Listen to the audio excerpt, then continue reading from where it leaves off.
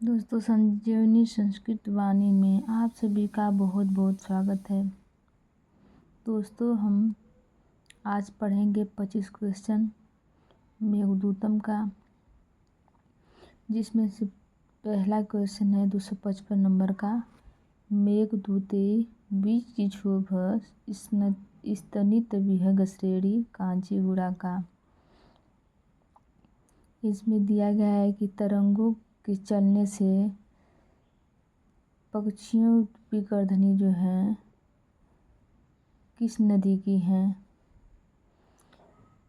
स्तनित विहग श्रेणी विचिक्षोभ मतलब वायु के विक्षेप अर्थात तरंग से स्तनित विहग श्रेणी कांची पक्षियों के द्वारा जो है शब्द करने से कांचीगुड़ा का, मेघदूते कांचीगुड़ा का, तो इसमें कांचीगुड़ा का हो जाएगा निर्विघ्ना नदी। ऑप्शन नंबर ए देखते हैं रेवा, ऑप्शन नंबर बी है वेत्रवती, ऑप्शन नंबर सी है शिप्रा, ऑप्शन नंबर डी है निर्विंध्या। तो इसमें जो यूपीपीएससी जीडीसी 2018 में पूछा गया प्रश्न है, जिसमें ऑप्शन नंबर डी सही है निर्विघ्ना नदी।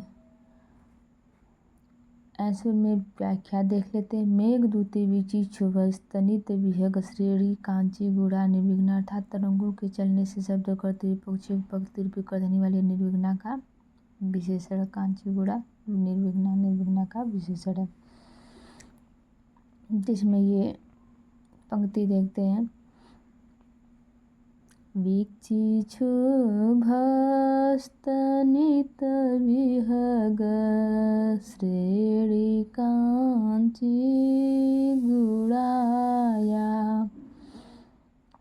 संसर्पन्त्या स्खलित शुभगं दर्शिता वर्तनाभे निर्विंध्यापथे भवरसाभ्यन्तरसन्निपात्य स्त्रीणामाद्यं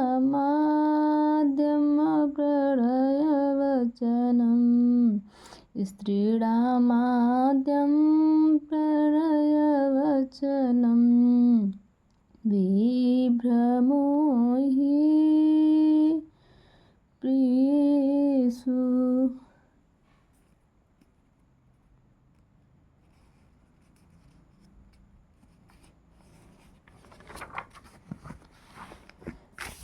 क्वेश्चन नंबर 296 है, क्वेश्चन नंबर 256 है।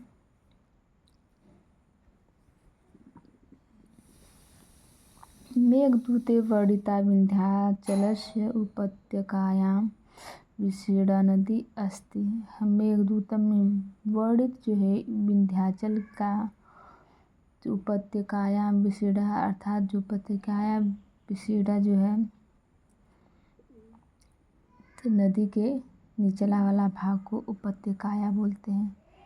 विशीर्णा नदी, इसमें विशीर्णा नदी है रेवा, विशीर्णा जो रेवा नदी को कहते हैं। जो यूपीपीएससी जीडीसी 2018 में पूछा गया प्रश्न। आंसर सी रहेगा मेघदूते वर्णिता विंध्याचलस्य उपत्यकायां विशीर्णा रेवा नदी अस्ति। रेवाद्रक्ष्य सूयल विषमे विन्ध्यपादे विशीर्णा भक्तिच्छेदैः रिवविरचितां भूतिमंगे गजस्य अर्थात पत्थरों के कारण ऊबड़ खाबड़ विंध्याचल की तलहटी में फैली हुई नर्मदा नदी को हाथी के शरीर पर चित्रकारी की रेखाओं के प्रकारों से बनाई गई श्रृंगार रेखा के समान देखोगे। मेघ के मार्ग में पड़ने वाली जो है सबसे पहली नदी कौन सी है? नर्मदा नदी। ये सबसे इम्पोर्टेंट क्वेश्चन है। मेघ के मार्ग में पड़ने वाली सबसे पहली नदी रेवा नदी। ये मध्य प्रदेश का वर्णन किया गया है, जिसमें विंध्याचल है, विंध्याचल पर्वत है। और विंध्याचल पर्वत के नीचे वाली जो नदी है, उनके पास की नदी जो निर्विघ्ना नदी है। और निर्विघ्ना नदी के निचले स्तर के भाग को, उसके आसपास के भाग को बताया गया है। अब क्वेश्चन नंबर 257 देखते हैं। रिक्तः सर्वो भवति लघु पूर्णता गौरवाय। इस कथन में गंभीरता सूचक शब्द है। ऑप्शन नंबर ए देखते हैं सर्वो, ऑप्शन नंबर बी है पूर्णता, ऑप्शन नंबर सी है गौरवाय, ऑप्शन नंबर डी है रिक्त। दोस्तों इसमें पूर्णता गौरवाय, इस कथन में गंभीरता सूचक शब्द है गौरवाय। जो गंभीर होते हैं वो गौर होते हैं, गौरव से परिपूर्ण होते हैं। ऑप्शन नंबर सी सही रहेगा, गौरवाय।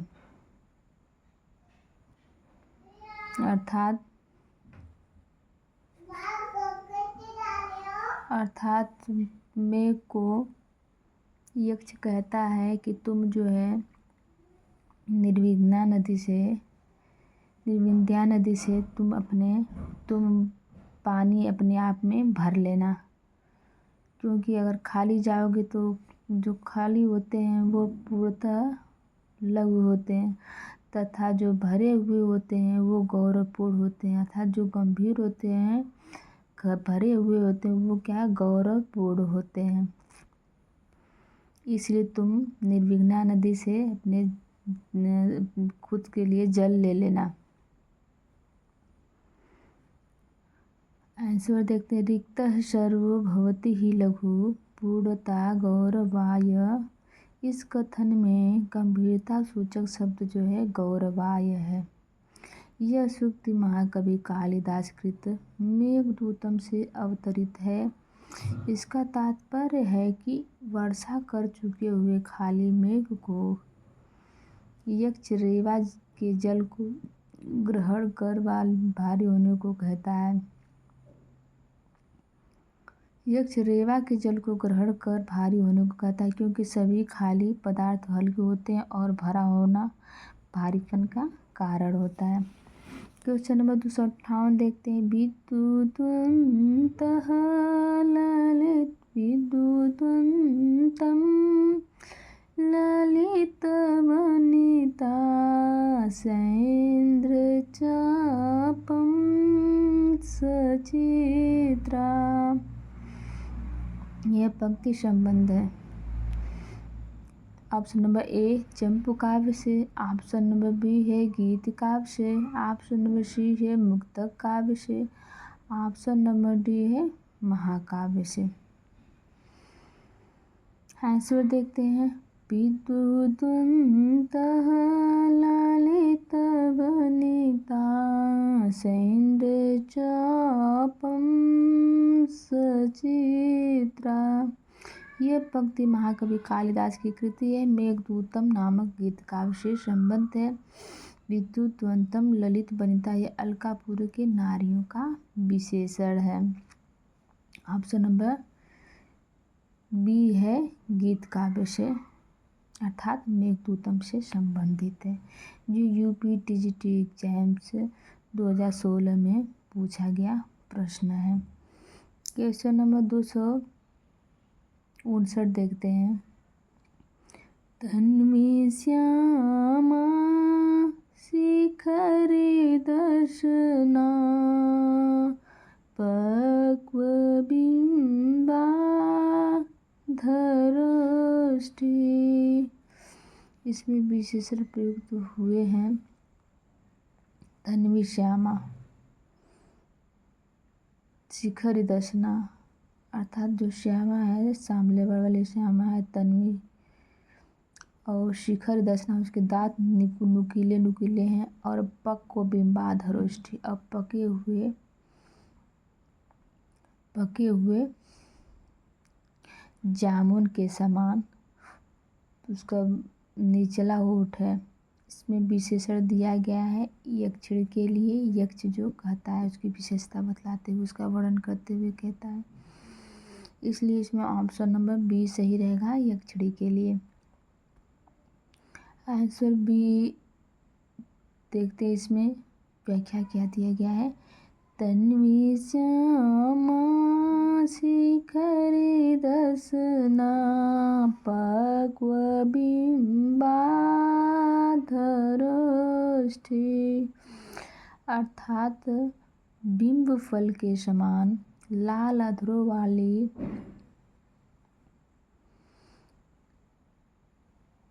क्षीण कटि प्रदेश वाली और नुकीले दांतों वाली ये विशेषण यक्षिणी के लिए प्रयुक्त किए गए हैं।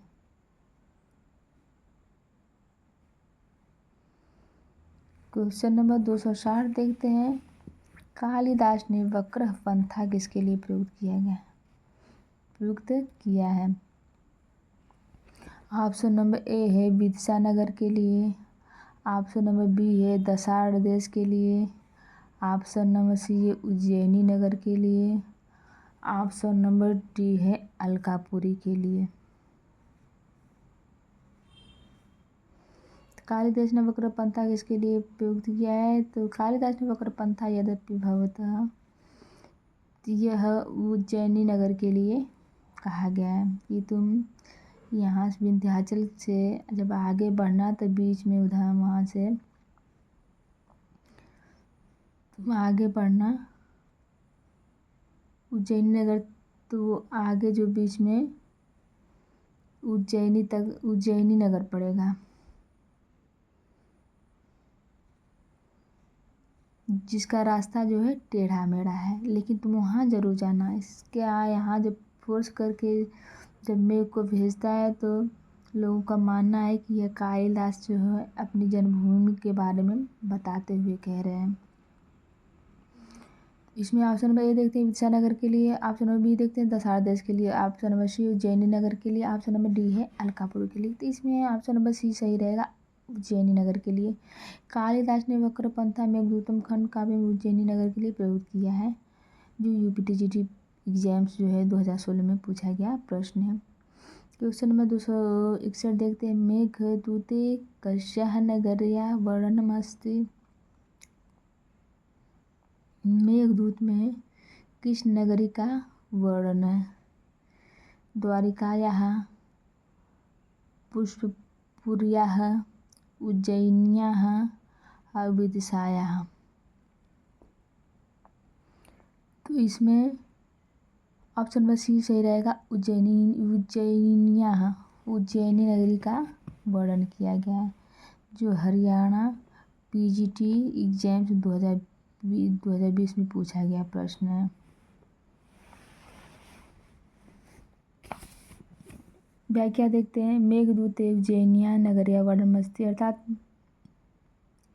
अर्थात मेघदूतम में उज्जैनी नगरी का वर्णन है। यक्ष मेघ से उज्जैनी दर्शन का आग्रह करता है।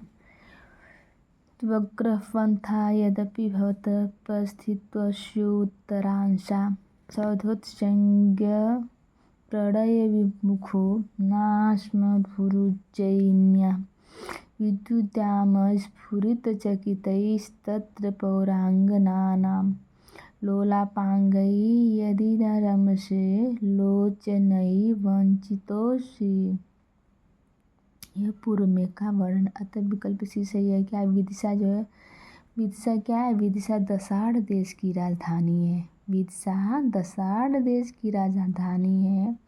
तथा पुष्पपुरी क्या है, 10 कुमार चरितम के नायक जो है राजवाहन के पिता राजहंस की नगरी का नाम है। पुष्पपुरी जो है 10 कुमार चरितम के नायक राजवाहन के पिता राजहंस की नगरी का नाम था। द्वारिका जो है श्री कृष्ण का वैकुंठ धाम है। नोट में क्या है, मेघदूतम में विदिशा का भी वर्णन प्राप्त होता है।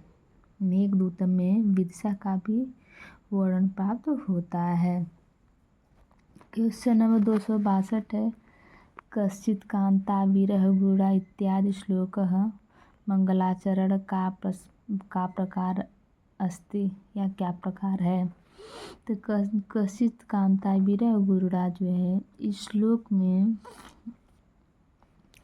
मंगलाचरण का प्रकार है वस्तु निर्देशात्मक, अर्थात सीधे तो किसी भगवान का स्तुति न करके सीधे वस्तु निर्देश कर दिया गया है, सीधे पॉइंट पाया गया है, न कि ऊपर भगवान का कोई श्लोक ऐसे करके। लेकिन यह नमस्कारात्मक और वस्तु निर्देशात्मक दोनों इसमें रहता है, क्योंकि इसके अंदर जो भगवान की स्थिति की गई है, भगवान का नाम लिया गया है, श्री राम भगवान का, माँ सीता का, स्नान कुंड जो है सबका नाम लिया गया है। इसमें आंसर डी देखते हैं। कश्चित् कांता विरह गुरुड़ा इत्यादि श्लोक वस्तु निर्देशात्मक मंगलाचरण का प्रयोग हुआ है। इसे पंक्ति देखते हैं। कश्चित् कांता विरह गुरुड़ा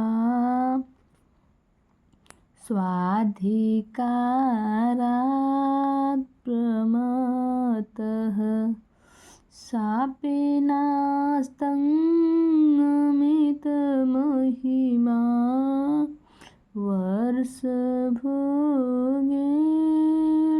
भर्तुः यक्षचक्रे जनकतनया स्नानपूर्योदकेषु स्निग्धश्चाया तरुषु वसतिं रामगिर्याश्रमेषु। यह श्लोक मेघदूतम का है। इसमें वस्तु निर्देशात्मक मंगलाचरण है। ग्रंथ की निर्विघ्न समाप्ति के लिए ग्रंथ के आरंभ में, मध्य में और अंत में मंगलाचरण किया जाता है। ग्रंथ की निर्विघ्न अर्थात बाधा रहित ग्रंथ जो है कि हमारा ग्रंथ जो बाधा रहित हो, कोई बाधा ना आए, इसलिए उसमें ग्रंथ के आरंभ में, ग्रंथ के मध्य में और ग्रंथ के अंत में मंगलाचरण किया जाता है। अर्थात मंगलाचरण कहीं भी हो सकता है, प्रारंभ में, मध्य में, अंत, तीनों तरह का हो सकता है। मंगलाचरण जो है 3 प्रकार के होते हैं। आशीर्वादात्मक, अभिज्ञान शाकुंतलम है। अ से आशीर्वादात्मक, अ से अभिज्ञान शाकुंतलम। नमस्कारात्मक, न से नमस्कारात्मक, न से नीति शतकम। इसमें और उत्तराम चरित्र भी जोड़ देना है। न से नमस्कारात्मक, न से जो है नीति शतकम और उत्तराम चरितम। वस्तु निर्देशात्मक जो है किरातार्जुनीयम और शिशुपाल वधम है। इसमें वस्तु निर्देशात्मक किरातार्जुनीयम और शिशुपाल वधम।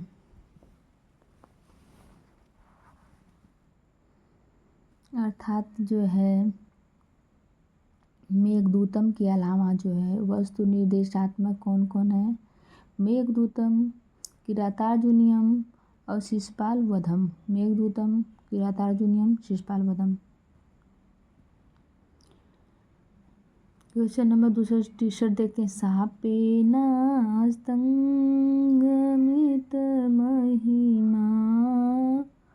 वर्षभोगेर्भर्तुः।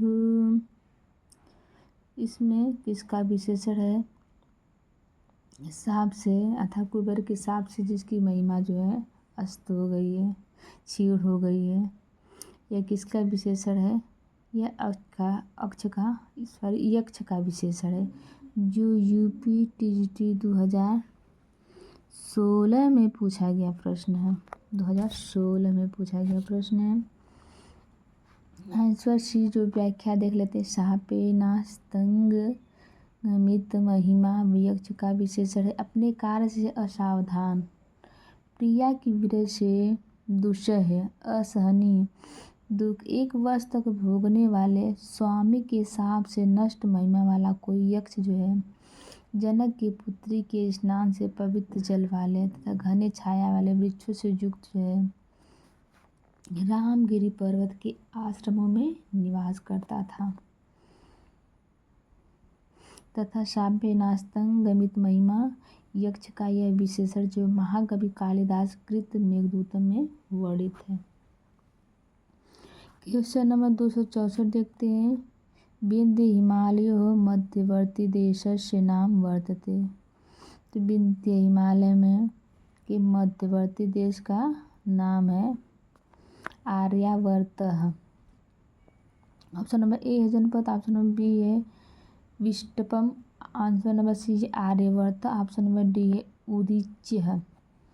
जो आरपीएससी का सामान्य व्याकरण में पूछा गया प्रश्न है, जो 2019 में पूछा गया है। आंसर देखते हैं। विंध्य हिमालय मध्यवर्ती देशस्य नाम आर्यावर्त वर्तते। विंध्य हिमालय के मध्यवर्ती देश का नाम जो आर्यावर्त है, अर्थात विंध्य और हिमालय के मध्य का प्रदेश जो आर्यावर्त के नाम से जाना जाता है। इसका वर्णन मेघदूतम में प्राप्त होता है। ये भी बहुत बढ़िया क्वेश्चन है। विंध्य हिमालय मध्यवर्ती देश है, तो विंध्य हिमालय के मध्यवर्ती देश का नाम आर्यावर्त है, अर्थात विंध्य और हिमालय के मध्य के प्रदेश आर्यावर्त के नाम से जाना जाता, अर्थात विंध्याचल पर्वत और हिमालय पर्वत के बीच के भाग को अर्थात एमपी से होते हुए और जम्मू हिमाचल तक जो है, जो बीच का भाग पड़ता है उसको आर्यावर्त के नाम से जाना जाता है। इसका वर्णन मेघदूतम में प्राप्त होता है। ऑप्शन नंबर क्वेश्चन नंबर 265 देखते हैं। मेघदूतम की दिशम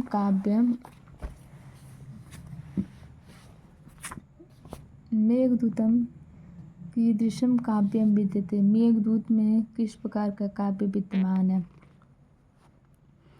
मेघदूतम में ऑप्शन नंबर ए है गद्य काव्यम, ऑप्शन नंबर बी महाकाव्यम, ऑप्शन नंबर सी है खंड काव्यम, ऑप्शन नंबर डी है रूपकम। तो मेघदूतम में खंड काव्य है, ऑप्शन नंबर सी सही रहेगा। आंसर देखते हैं। मेघदूतम खंड काव्य विद्यते। आचार्य विश्वनाथ खंड काव्य भवेत् काव्यस्य एक देशानुसारी च, अर्थात खंड काव्य जो है एक देशानुसारी होता है, अर्थात किसी एक देश एक तरह का ही वर्णन होता है। जिन काव्य महाकाव्य के सभी लक्षण नहीं पाए जाते उन्हें खंड काव्य गीत काव्य कहते हैं।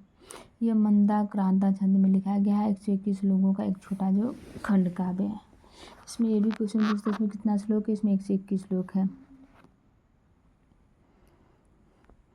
के चेतनेषु प्रकृति कृपावत, कौन जो है चेतन और चेतन के विषय में प्रकृति रूप से कृपण अर्थात दीनहीन होते हैं। जो कामार्ता ही प्रकृति की प्रण चेतना चेतनेषु। तो इसमें क्या रहेगा? ऑप्शन में बी सही रहेगा, कामार्ता है, न कि दुखार्ता है, सुखार्ता है, क्षुधार्ता। ऑप्शन में बी सही रहेगा, कामार्ता। आंसर देखते हैं। बी व्याख्या में क्या है? कामार्ता चेतना चेतनेषु प्रकृति की पड़ा भवन्ति। यहाँ श्लोकांश महाकवि कालिदास कृत मेघदूत का है। इसका तात्पर्य है कि काम पीड़ित व्यक्ति चेतन और जड़ के विषय में स्वभाव से दीनहीन अर्थात विवेक शून्य होते हैं।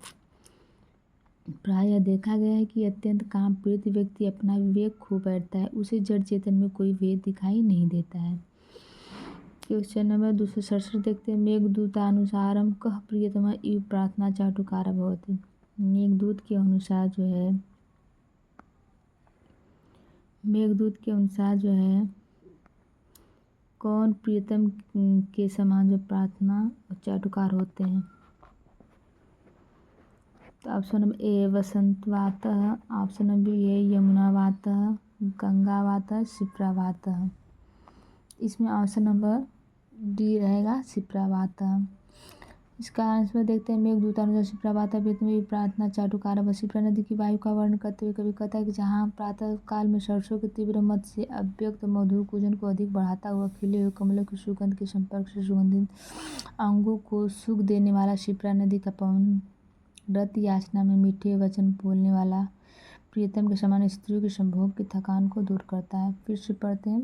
क्या शिप्रा नदी की वायु का वर्णन करते हुए कवि कहता है कि जो शिप्रा नदी है उसका वर्णन यहाँ किया गया है कि उज्जैनी की जहाँ उज्जैनी अर्थात जो है कालिदास का जो है जन्मस्थली माना जाता है।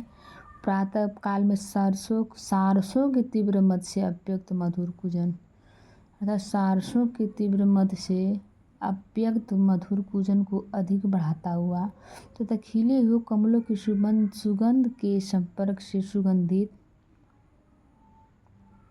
अंगों को सुख देने वाला शिप्रा नदी का पवन रत याचना में मीठे वचन बोलने वाले प्रियतम के समान स्त्रियों की संभोग की थकान को दूर करता है। आप सब क्वेश्चन नंबर 268 देखते हैं। संपूर्ण मेघदूत में महाकवि कालिदास किम नाम छंद। संपूर्ण मेघदूत में महाकवि कालिदास किस नाम से छंद प्रयुक्त है।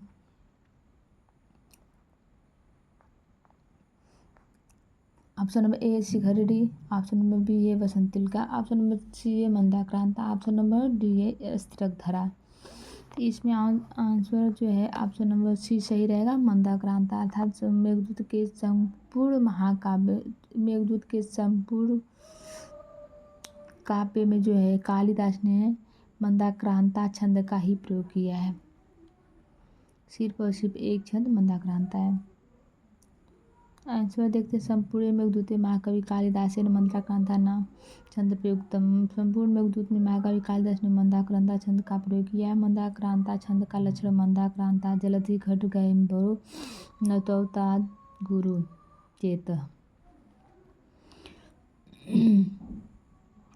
मंदाक्रांता जलधि खड अर्थात जो है सागर जो 6 हैं अम्भव नतौताद गुरुचेत और 259 जो है या तत्स्याद युवती विशेष शिष्या देव धातु इत्यत महाकवि कालिदास से का युवती वर्णिता।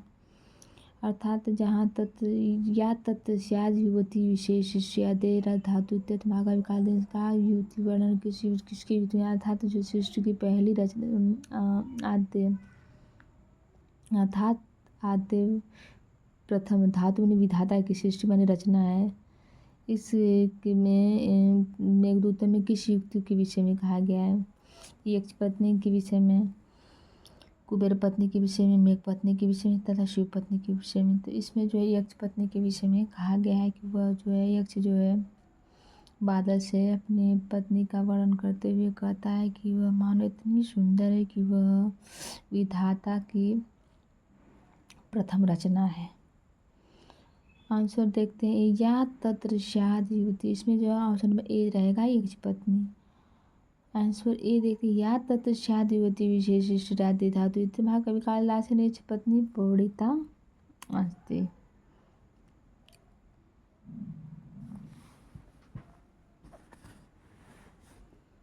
अब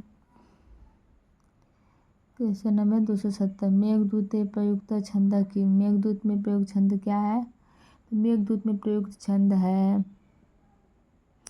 स्त्रकधरा, मंदाक्रांता, शार्दूल, विक्रीडितम, अभुजंग प्रयातम। तो मेघदूत में प्रयुक्त छंद जो है मंदाक्रांता है।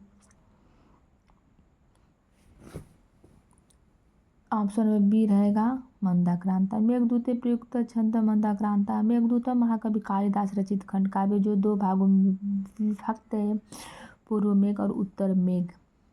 इसका प्रधान रस विप्रलम्ब श्रृंगार तथा रीति वैदर्भी है। इसका जो है प्रधान रस जो है विप्रलम्ब श्रृंगार तथा रीति वैदर्भी है। इसमें मंदाक्रांता छंद का प्रयोग किया गया है। इसका नायक यक्षिणी, नायिका यक्षिणी। यह दूत काव्य के रूप में एक गीत काव्य है जिसमें एक यक्ष का विरह वर्णित है। क्वेश्चन नंबर 271 देखते हैं। मेघदूतम वर्णित है। मेघदूत में वर्णित है। मेघदूत वर्णित है किसमें। महाकाव्य में, स्तोत्र काव्य में, खंड काव्य में, अमुक्तक काव्य में। तो मेघदूतम तो सबको पता है, मेघदूतम जो है खंड काव्य में वर्णित है। जो ऑप्शन नंबर जी सी इसमें सही रहेगा। आंसर सी का जो व्याख्यान देखते हैं। मेघदूतम महाकवि कालिदास द्वारा रचित खंड काव्य या 2 भागों पूर्व मेघ और उत्तर मेघ में विभक्त। मेघदूतम में कुबेर द्वारा ज्ञापित यक्ष रामगिरी में निवास करता है। 8 महीने व्यतीत हो जाने के पश्चात आषाढ़ के प्रथम दिन उसे मेघ दिखाई देता है। अर्थात 8 महीने गुजर जाने के कारण उसके बाद जो आषाढ़ के प्रथम दिवस से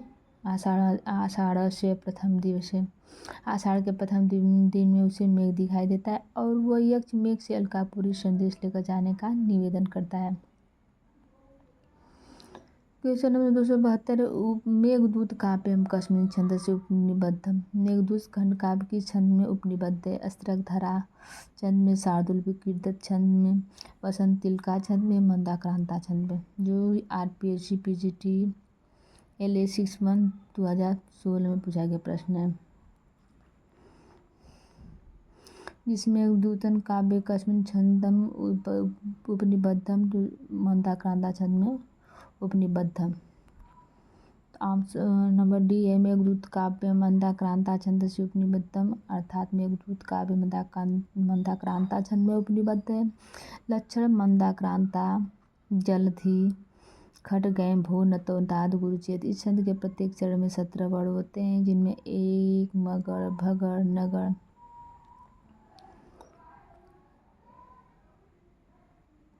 तगड़ तथा 2 गुरुवर्ण होते हैं। 2 तगड़ तथा 2 गुरुवर्ण होते हैं। क्वेश्चन नंबर 273 मेघदूत के अनुसार यक्षस शापांत कालो अस्ति।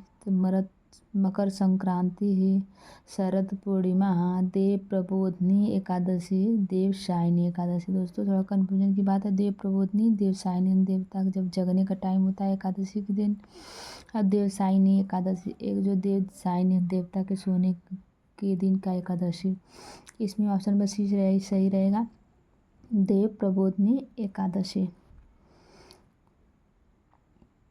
व्याख्या देखते हैं। मेघदूत के अनुसार यक्ष के शापांत की अवधि देव प्रबोधनी एकादशी थी।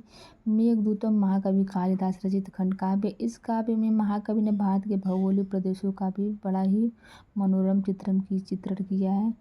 क्वेश्चन नंबर 274 देखते हैं। मेघदूते वक्र पंथा यद्यपि भवत इत्यादि भी वचो भी मेघम प्रार्थयति है यक्ष गंतुम।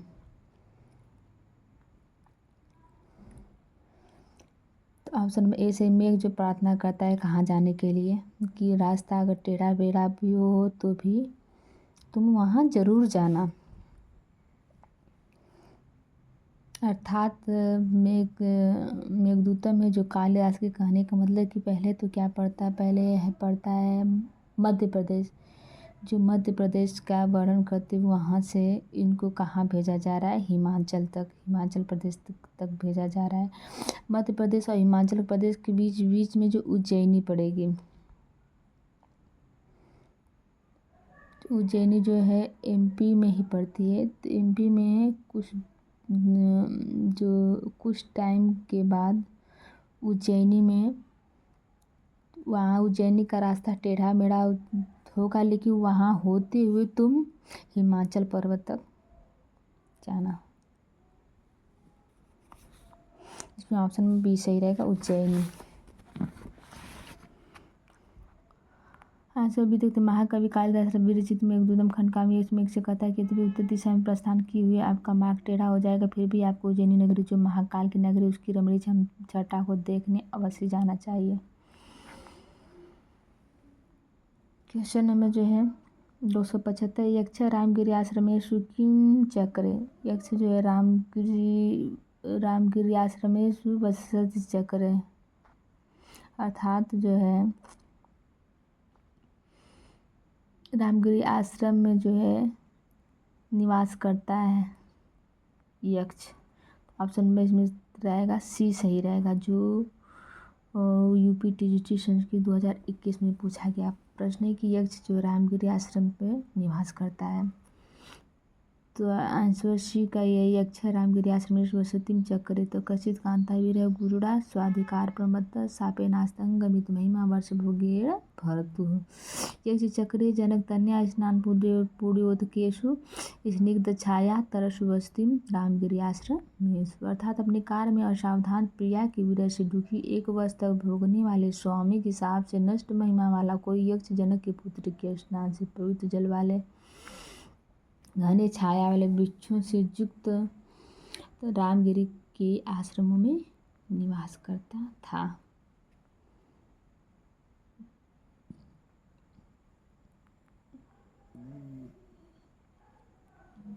क्वेश्चन नंबर 276 देखते हैं। मेघदूते राजराजस्य दत्यो इति पदे राजराजस्य इति पदे नाम भी अभिहितो अस्ति। तो इसमें राजराजस्य दत्यो से राजराजस्य में इसका राजराजस्य का विशेषण क्या रहेगा? यह राजराजस्य के नाम से किसको जाना जाता है? तो इसमें ऑप्शन नंबर बी सही रहेगा। राजराजस्य के नाम से कुबेर को जाना जाता है, क्योंकि कुबेर ही जो यक्ष को श्राप दिए थे। जो राजाओं के राजा तो कुबेर है। जो UPGDC 2012 में पूछा गया प्रश्न है। ऑप्शन नंबर बी सही रहेगा, कुबेर। व्याख्या देखते हैं। मेघदूतम में राजराजस्य दत्यो इस पद में राजराजस्य तात्पर्य यक्षों के अधिपति कुबेर से। कुबेर की नगरी अलका है तथा वह यक्षों का अधिपति है। एक बार यक्ष ने प्रमादवश कुबेर के महल में समय पर पुष्प नहीं पहुंचा सका, जिससे कुपित होकर कुबेर जो है यक्ष को अलकापुरी से 1 वर्ष के लिए निष्कासित कर दिया था। क्वेश्चन नंबर जो है 277 यांचा मोघा वरम अधिगुणे नाम बदमे लब्ध कामा इत्यत्र अधिगुणे इति पदेन बोध्य अस्ति न। इत्यत्र जो अधिगुणे से तात्पर्य है मेघ से कि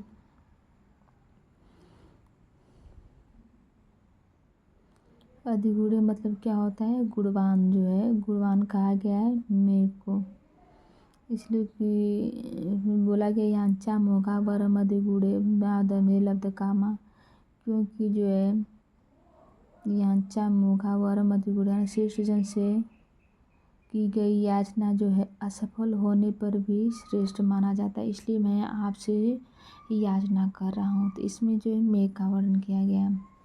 मेघ से अधिगुणे से मेघ का बोध हो रहा है।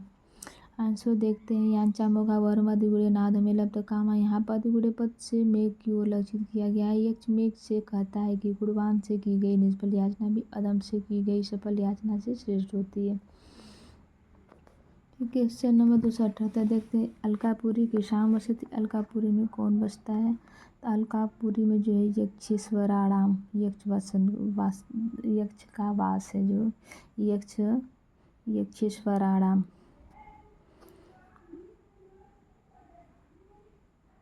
यक्ष के ईश्वर अर्थात यक्ष के स्वामी यक्ष ईश्वराणाम यक्ष के स्वामी कुबेर का वास है अलकापुरी में। अतः विकल्प डी सही है। ऑप्शन नंबर डी सही रहेगा। क्वेश्चन नंबर 279 हर सिर चंदिका दैवत हर्म्या रूपेण वर्णिता नगरी अस्ति। अर्थात जो है